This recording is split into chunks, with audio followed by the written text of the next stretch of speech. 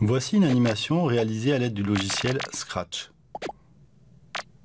Pour utiliser ce logiciel, vous allez sur le site scratch.meet.edu, vous cliquez sur Créer et vous arrivez sur l'interface de Scratch.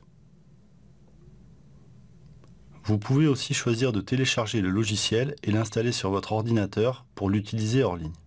En bas de la page d'accueil, vous cliquez sur Éditeur hors ligne. Vous devrez ensuite installer Adobe Air puis Scratch 2.0 en choisissant les fichiers correspondant à votre système d'exploitation. L'interface de Scratch en ligne et celle du logiciel sont identiques. Vous pouvez modifier la langue en cliquant sur le globe en haut à gauche. L'écran est partagé en différentes fenêtres.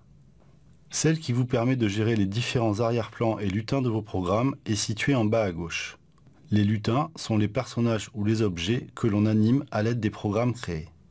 Vous trouverez une fenêtre de prévisualisation en haut à gauche. Elle vous permet de voir le résultat de l'exécution de votre programme. Elle facilite grandement la progression par essai-erreur dans la construction d'un programme. Dans la fenêtre de droite se trouve le programme que vous aurez créé. Vous voyez ici les instructions qui ont permis de créer cette animation. Au centre, il y a 3 onglets.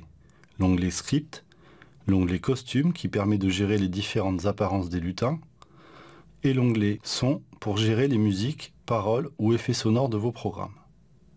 L'onglet que vous utiliserez le plus est celui des scripts.